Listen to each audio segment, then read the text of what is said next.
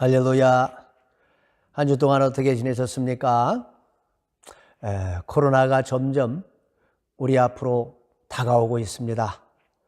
학교가 코로나로 인해서 다시 비대면 수업으로 한 주 정도 바뀌었다가 다시 정상 수업이 됐습니다만, 그 바람에 저희 아이들도 피검사를 받았습니다. 감사하게도 세 아이 모두 음성 판정을 받았습니다. 여러분 건강을 잘 지키시기 바랍니다. 건강하셔야 우리가 주님을 위해서 일할 수 있는 것입니다. 자, 오늘 함께 나눌 말씀은 마태복음 19장 27절부터 30절까지입니다. 우리 다 같이 교독하시겠습니다. 제가 먼저 한 절을 읽겠습니다.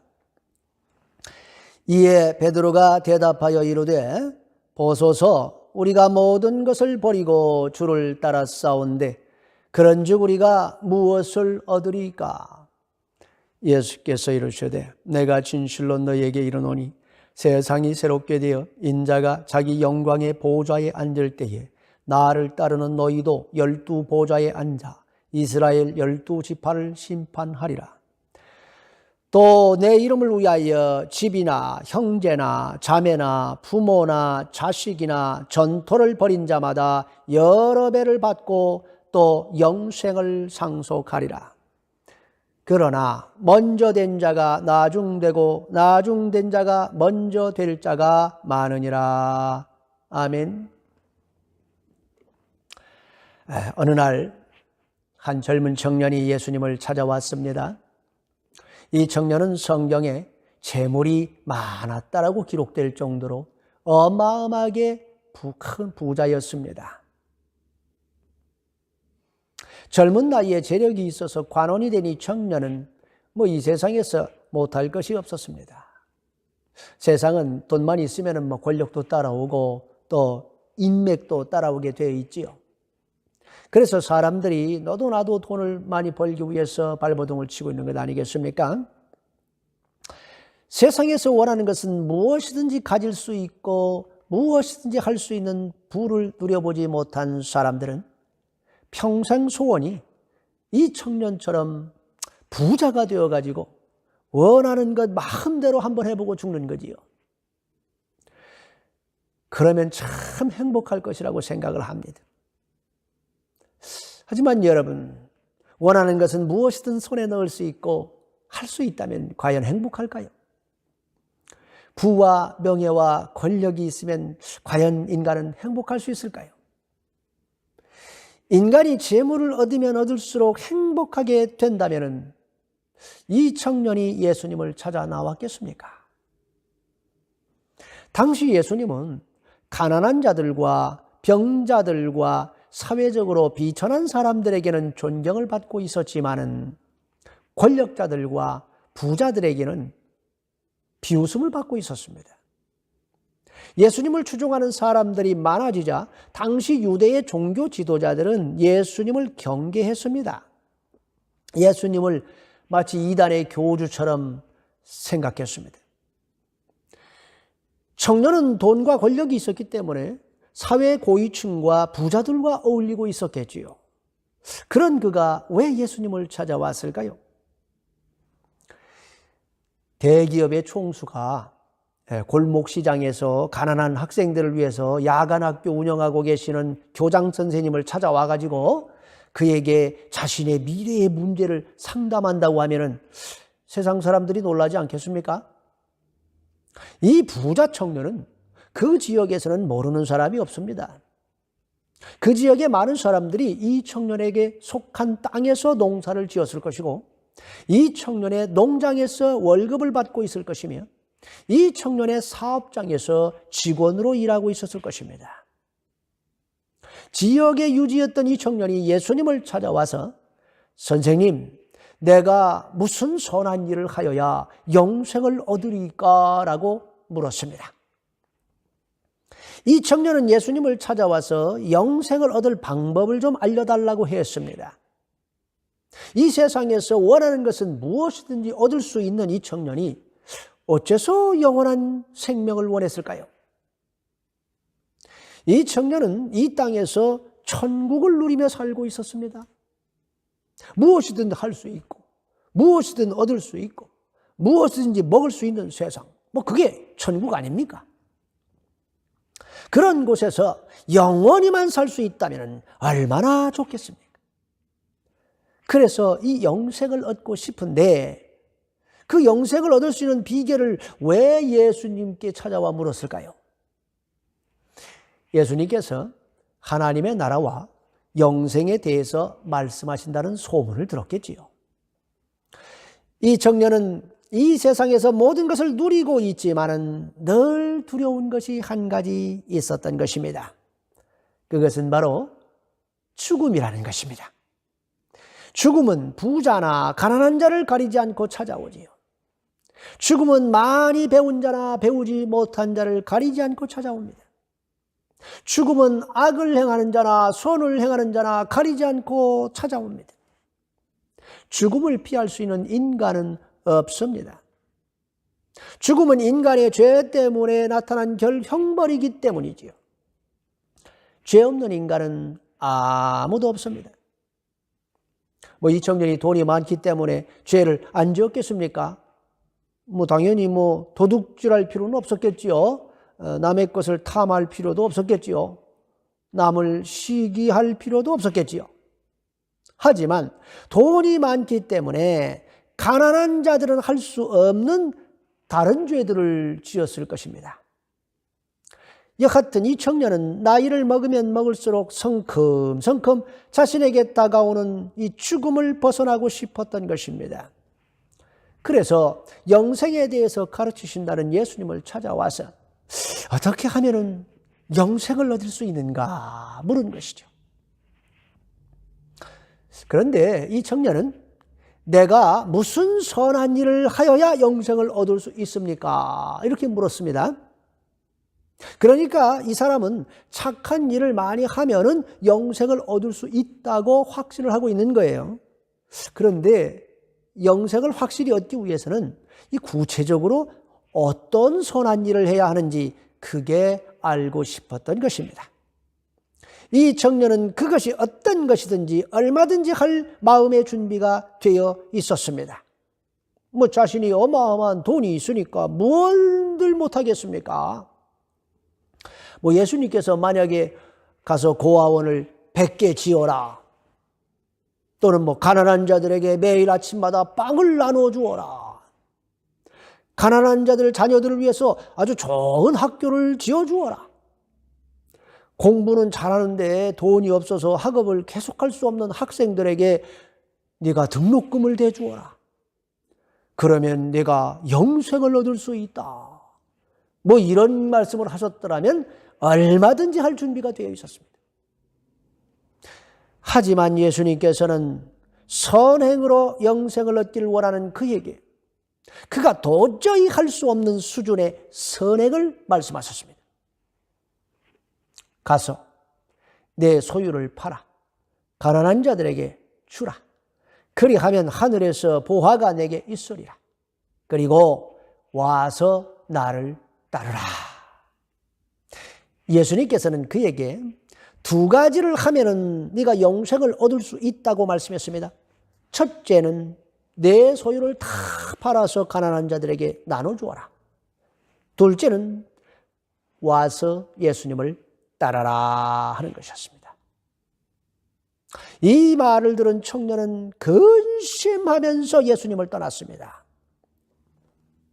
이 청년은 영생을 얻고 싶었 마음은 간절했지만은 자신의 재물을 다 팔아서 가난한 자들에게 나눠주는 그런 엄청난 선행은 하고 싶지 않았습니다. 영생에 대한 소망보다 재물에 대한 욕심이 더 컸던 것이죠. 이 청년에게 가장 중요한 것은 재물이었습니다. 이 청년이 지금 천국과 같은 삶을 누릴 수 있는 것은 다 자기 재물 덕분입니다. 그런데 이 재물 다 팔아가지고 나눠줘 버리면은 거지가 되라는 건데, 그런 거지의 삶이 어떤지 잘 알기 때문에 도저히 그럴 수가 없었습니다. 한마디로 예수님의 말씀은 그가 지금 살고 있는 이 땅의 천국을 버리라는 말씀이었습니다. 그의 천국을 버리지 않으면 예수님의 천국을 얻을 수가 없다는 것이지요. 그가 예수님께서 주시는 진짜 천국을 얻기 위해서는 자신이 세운 가짜 천국을 먼저 버려야 했던 것입니다. 우리가 더러운 물이 들어있는 그 병에다가 맑은 물을 채우기 위해서는요, 먼저 그 속에 들어있는 이 더러운 물을 버리고 병을 깨끗이 씻은 후에다가 그 위에다 맑은 물을 부어야 되는 것이죠. 근데 더러운 물이 반쯤 들어있는 곳에다가 아무리 맑은 물 부어봐야 그 물은 깨끗해지지 않습니다. 예수님께서는 네가 영생을 얻기를 원하느냐? 그렇다면 무엇보다도 먼저 재물을 의지하는 네 마음부터 버려야 한다. 그래야 내가 주는 이 천국의 재물을 네 마음에 담을 수 있는 것이다. 지금 그 말씀하고 있는 것이죠. 하지만 이 청년은 이 땅에서 천국의 삶을 누리게 해주는 자신의 이 재물을 그대로 지키면서 영생을 얻을 방법을 알고 싶었던 것입니다. 이 청년은 자신이 통치하고 있는 자신의 왕국을 버리고 예수님께서 통치하시는 예수님의 나라의 백성이 될 마음은 추호도 없었던 것이지요. 예수님께서는 그에게 네가 세운 너의 왕국의 주인 자리에 내가 앉도록 허락해라 라고 말씀한 것입니다. 그러니까 나를 너의 인생의 주인으로 영접하라 하신 거예요. 하지만 이 청년은 절대 그럴 생각은 없었습니다. 결국 이 청년은 하늘의 영원한 삶을 버리고 이 땅의 유한한 삶으로 되돌아갔습니다. 그는 예수님의 왕국을 버리고 자신의 왕국으로 되돌아갔습니다. 그는 하늘의 영원한 천국을 버리고 이 땅의 초라한 자신의 천국으로 되돌아가 버린 것입니다. 그는 인간이 선행으로는 절대로 영생을 얻을 수 없다는 것을 깨닫고 주 예수님을 구원자로 영접했어야 했습니다. 청년이 돌아간 후에 예수님께서는 제자들에게 이렇게 말씀하셨습니다. 마태복음 19장 24절 말씀 우리 다 같이 한번 읽어볼까요? 다시 너희에게 말하노니 낙타가 바늘귀로 들어가는 것이 부자가 하나님의 나라에 들어가는 것보다 쉬우니라 하시니. 예루살렘으로 들어가기 위해서는 예루살렘을 둘러싸고 있는 예루살렘 성의 성문을 통과해야만 들어갈 수 있었습니다. 이 성문은 양쪽으로 열리는 커다란 대문이었는데 저녁에 닫혔다가 다음날 아침까지 굳게 닫혀 있었습니다. 밤에 적들의 공격으로부터 예루살렘 시민들을 지키기 위해서는 당연히 그렇게 해야 되는 것이죠. 그런데 성문이 닫히기 전까지 성 안으로 들어오지 못한 사람들이 여러 가지 이유 때문에 있을 수 있지 않습니까? 그래서 그런 사람들이 들어올 수 있도록 이 대문이 양쪽으로 열리는 대문 중에 한쪽에 휘퉁이에 작은 쪽문을 하나 만들어 놨어요. 그래서 그거는 열어놓습니다. 그것을 뭐라고 불렀냐면 바늘귀 문이다 이렇게 불렀습니다. 그런데 이 문은 아주 낮고 좁기 때문에 짐을 가득 실은 낙타들은 절대로 통과할 수가 없어요. 먼저 짐을 다 내려놓고 낙타가 무릎으로 기어야만 겨우 통과할 수 있는 문이었습니다. 그러니까 낙타가 그 문을 통과하려면 아주 고생을 해야 되지요. 예수님께서는 천국으로 들어가는 문은 바늘귀 문과 같다 말씀하신 것입니다. 세상에서 얻은 돈과 보석들을 가득 싣고 들어갈 수 없다는 거지요. 세상에서 얻은 거 다 버리고 무릎을 꿇어야만 들어갈 수 있는 것입니다. 이 세상에서 누리던 자신의 것, 자신의 명예, 권세, 권력, 돈 그거 다 내려놓고 이 세상에 우리가 알몸으로 왔으니까 알몸으로 들어가야 하는 거예요. 무릎을 꿇고 하나님의 은혜와 은총을 간구해야만 들어갈 수 있는 게 천국입니다. 그래서 우리가 죽으면은 수의 한 벌 다 입고 가잖아요. 예수님께서 부자가 천국에 들어가는 것이 낙타가 바늘귀로 들어가는 것보다 어렵다 그렇게 말씀하시자 제자들이 몹시 놀라서 그렇다면 누가 구원을 얻을 수 있으리까? 이렇게 물었습니다. 제자들은 왜 놀란 것일까요?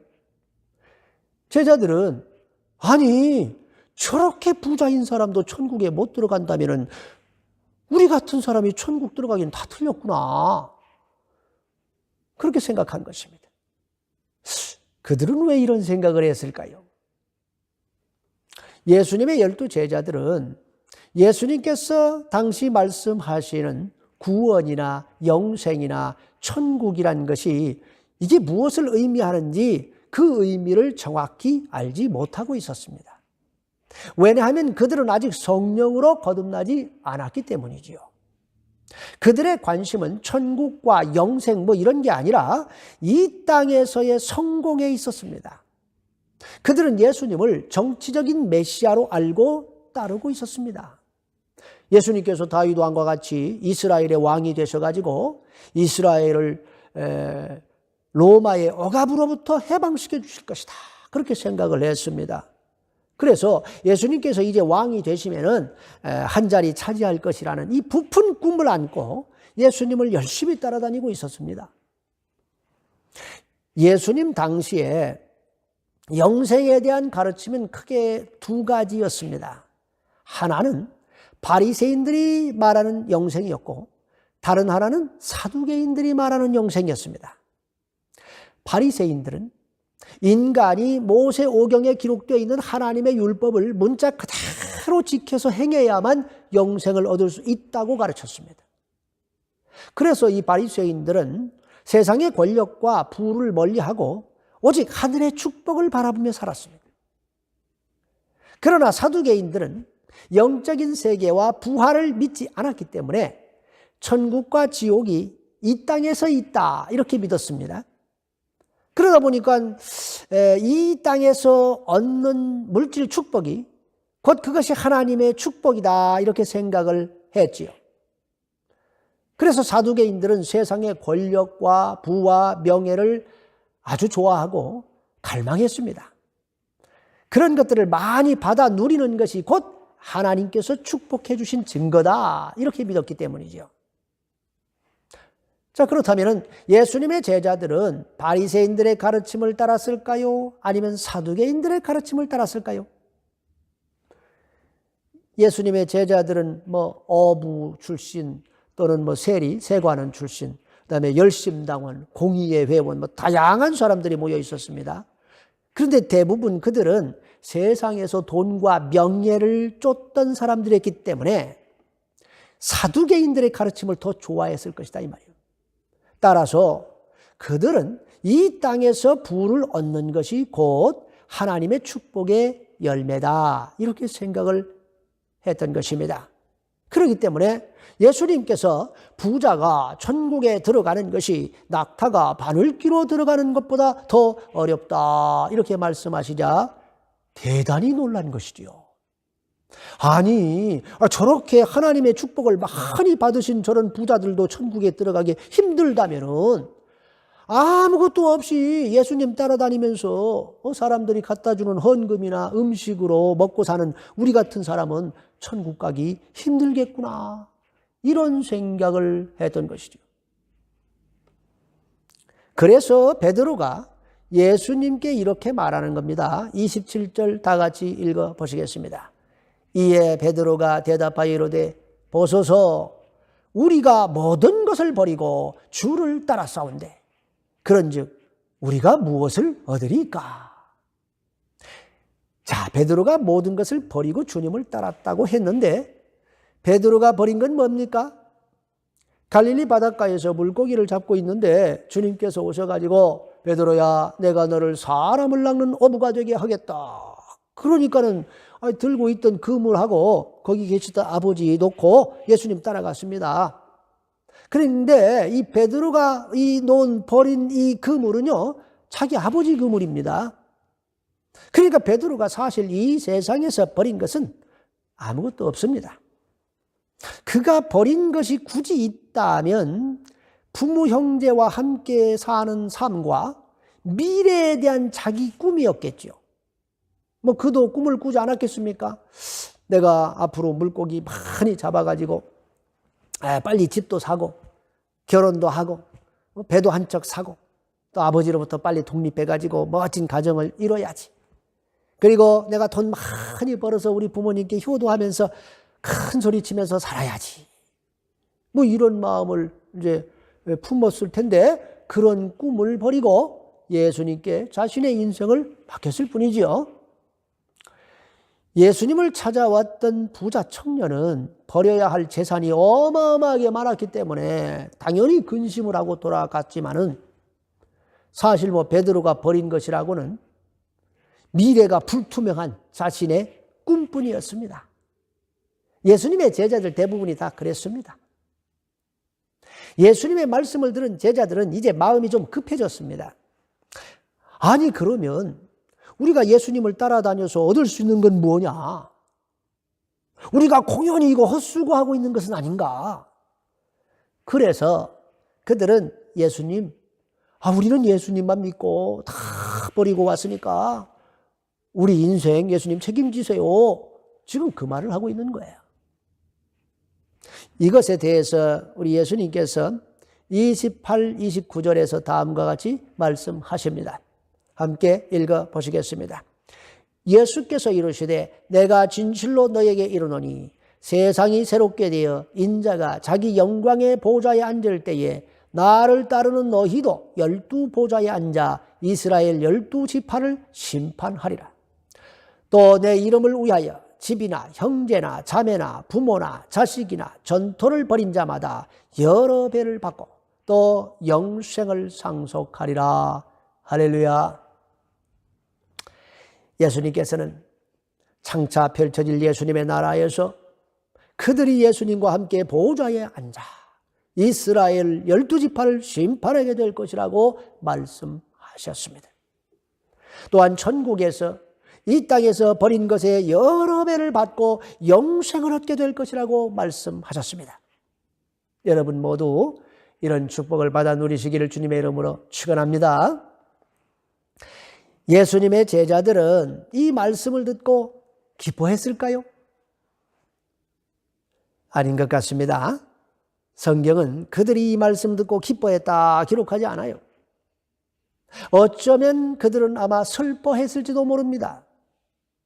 왜냐하면 그들이 원한 축복은요, 죽은 후에 주어지는 축복이 아니라 이 땅에서 받아 누릴 수 있는 축복이었기 때문에 그렇습니다.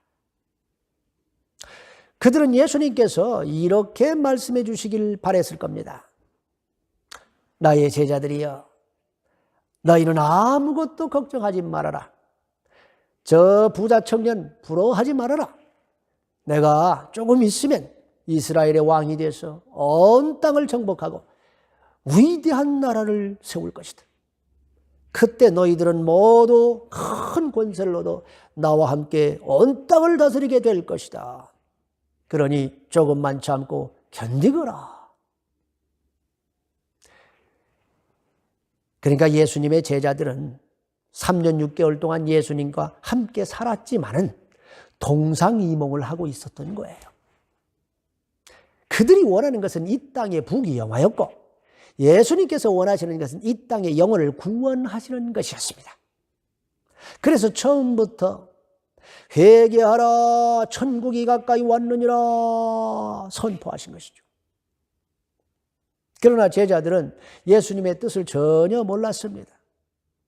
예수님께서 십자가에 못 박혀 죽으시고 부활 승천하신 후에 성령이 그들에게 임한 후에서야 비로소 그들이 영안의 눈이 열려가지고 예수님의 나라를 보게 되었고 천국을 사모하며 이 땅의 부귀영화를 버리고 천국의 상급을 향하여 달려가다가 끝내 십자가에 거꾸로 매달려 죽임을 당하면서도 찬송 가운데 죽을 수가 있었던 것이죠.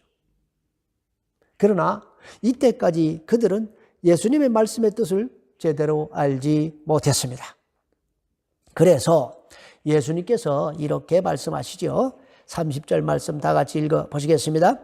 그러나 먼저 된 자가 나중되고 나중된 자가 먼저 될 자가 많으니라. 할렐루야. 여기서 먼저 된 자는 누굴 말할까요? 바로 예수님의 12 제자들을 의미하는 겁니다. 그들이 제일 먼저 예수님의 제자가 됐잖아요. 그렇다면 나중된 자는 누구를 의미하겠습니까? 예수님의 12 제자들이 전하는 복음을 듣고서 예수님을 믿어가지고 제자가 될 사람들을 말하는 거죠. 예수님께서는 12 제자들에게 지금 놀라운 말씀을 하신 겁니다. 너희들이 비록 첫 번째 나의 제자가 되었으나 너희들 중에 나중에 나의 제자가 되는 사람들보다도 못한 자들이 나올 것이다. 지금 그 말씀하는 것입니다. 어떻게 이런 일이 일어날 수 있을까요? 예수님께서는 왜 이런 일이 일어날 것인지를 설명해 주시기 위해서 바로 20장에서 포도원의 비유를 말씀한 것입니다. 제가 쉽게 설명을 하면 이렇습니다. 직장이 없어가지고 매일매일 일당으로 일해서 먹고 사는 사람들이 있는데 그날도 일을 구하기 위해서 인력시장에서 새벽부터 나와가지고 일자리를 구하고 있었습니다.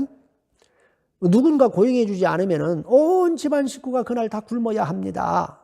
하루 종일 일 구하지 못해가지고 빈손으로 이게 집에 들어가는 날이면은 처자식들과 자녀들에게 죄인 같은 느낌을 갖게 되는 것이죠.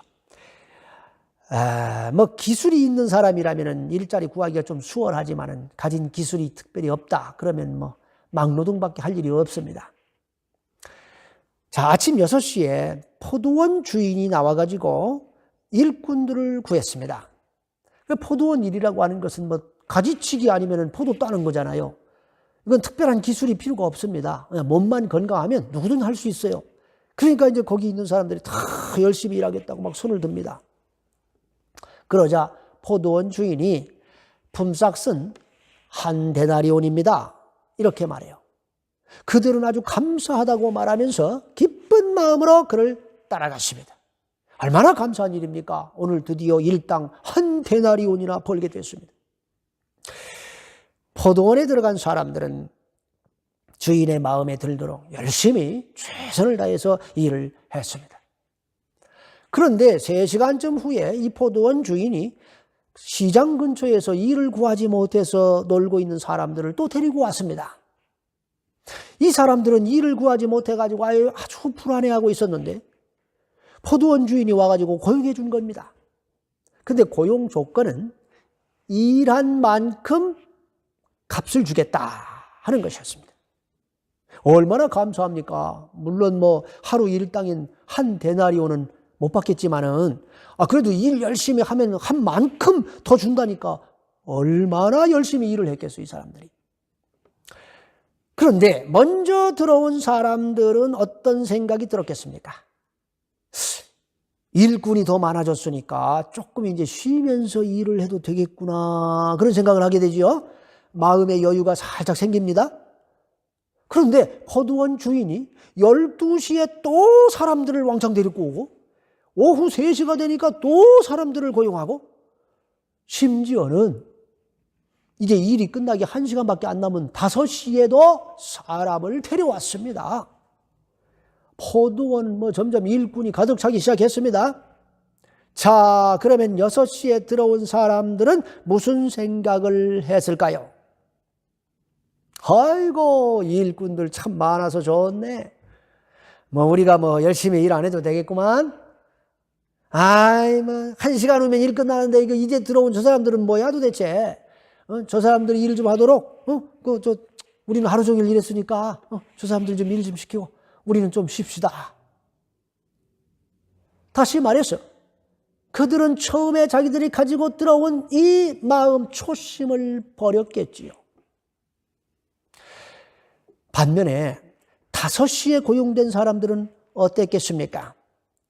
하루 종일 일을 구하지 못해가지고 발만 동동 구르고 있었습니다.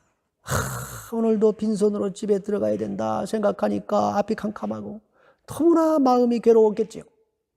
그런데 기적같이 1시간 동안 일할 수 있는 기회를 얻은 것입니다. 품삯은 일한 만큼 준대. 일할 시간은 딱 1시간밖에 남아있지 않기 때문에 이 사람들은 어떤 마음으로 일을 했겠어요? 뭐 죽을 각오로 일했을 겁니다. 일한 만큼 주겠다 했으니까 한 푼이라도 더 벌기 위해서 막 미친 듯이 일을 했겠죠. 자, 6시에 주인이 1시간 일한 사람들에게 먼저 한 데나리온을 주었습니다. 그들은 깜짝 놀랐습니다. 주인은 그 다음에 모든 사람들에게 다 한 데나리온씩 주었습니다. 그랬더니 6시에 들어온 사람들이 불만을 터뜨렸습니다. 아니, 우리는 대양변 밑에서 하루 종일 땀 흘리며 수고했는데 여기 1시간 일한 사람들하고 똑같이 한 데나리온밖에 안 주면 됩니까? 라고 따졌어요. 그러나 주인은 원래 그들에게 한 데나리온을 주기로 약속을 했기 때문에 부당한 게 아닙니다. 나중에 온 사람들에게 더 준 거는 그건 주인의 은혜일 뿐이지요. 제일 나중에 고용된 사람들은 비록 1시간밖에 일을 못했지만은 6시에 온 사람들이 하루 종일 한 일을 1시간 만에 다 해치웠다 그 말이에요. 예수님께서는 이 비유를 말씀하시고 이와 같이 먼저 된 자가 나중되고 나중된 자가 먼저 되리라 말씀하신 것입니다. 예수님의 12 제자들은 예수님께서 십자가에 못 박히셨을 때에 어떻게 했습니까? 다 버리고 도망쳤습니다. 그러나 막달라 마리아는 예수님을 끝까지 붙잡아서 부활하신 예수님을 제일 먼저 제자들보다 먼저 보았어요. 또 예수님의 제자 중에 가룟 유다는 예수님을 팔아먹고 지옥으로 떨어졌습니다. 그 이후부터 지금까지 주님께서는 당신의 제자들을 계속해서 하나님의 포도원으로 불러들이고 계십니다. 저와 여러분은 마지막 때 하나님의 포도원에 부름받은 일꾼과 같습니다. 주님 오실 날이 날로 가까워오고 있다는 걸 우리가 감지할 수 있지요. 여러분, 2025년을 기점으로 전 세계가 완전히 새로운 시대에 들어서게 될 겁니다. 미국과 중국은 오래전부터 2025년까지 12,000개 인공위성을 띄워올려가지고 전 지구를 감싸게 함으로써 모든 세계를 하나의 시스템 속에 넣으려는 계획을 세웠습니다. 지금 미국과 중국이 이걸 가지고 패권 싸움을 하고 있는 거예요. 성경에 예언된 대로 이 세상이 흘러가고 있습니다. 우리는 마지막 때 주님의 제자로 부름을 받았습니다. 우리는 마지막에 포도원에 들어온 사람들처럼 주님을 위해서 충성을 해야 합니다. 주님에 대한 처음 사랑을 버리고 부자 청년처럼 이 땅의 부귀영화를 위해 달려가서는 안 됩니다. 먹을 것과 입을 것이 있으면 감사하고 앞으로 도래할 하나님의 나라를 위해서 우리가 무엇을 해야 할 것인가를 고민해야 될 때다 그 말이에요. 우리에겐 시대를 알아보는 지혜가 필요합니다. 여러분 모두 각자 있는 곳에서 주님의 나라와 의를 구하셔서 하늘의 상급을 많이 쌓으시기를 주님의 이름으로 축원합니다. 우리 모두 비록 나중된 자이지만 천국에서는 먼저 된 자가 되시기를 주님의 이름으로 축원합니다. 우리 다 같이 기도하시겠습니다. 주여, 우리가 이 땅의 삶이 영원하지 않다는 것을 늘 기억하게 하소서. 이 땅에 우리의 소망을 두지 말고 영원한 천국을 바라보게 하여 주시옵소서. 이 땅의 것과 천국의 것을 동시에 원했던 부자 청년의 어리석은 마음을 품지 않게 하옵소서. 주님을 믿지도 않아도 선을 행하면 영생을 얻을 수 있다는 그릇된 생각을 버리게 하여 주시옵소서. 낙타가 바늘귀 문으로 들어가기 위해서는 세상의 짐을 다 내려놓고 무릎을 꿇고 들어가야 하듯이 우리가 세상의 것을 주님의 나라보다 더 귀하게 여기지 않게 하옵소서. 늘 있는 것으로 감사하며 주님을 위해서 무엇을 할 것인가를 생각하게 하여 주시옵소서. 마지막 때 부름받은 저희들이 생명을 걸고 달려가므로 천국에서는 먼저 된 자가 될 수 있도록 도와주시옵소서. 하루속히 코로나 재앙이 물러가게 하여 주시옵소서. 동북의 성도들을 이 재앙으로부터 지켜주시옵소서. 우리 주 예수 그리스도의 이름으로 기도합니다. 아멘.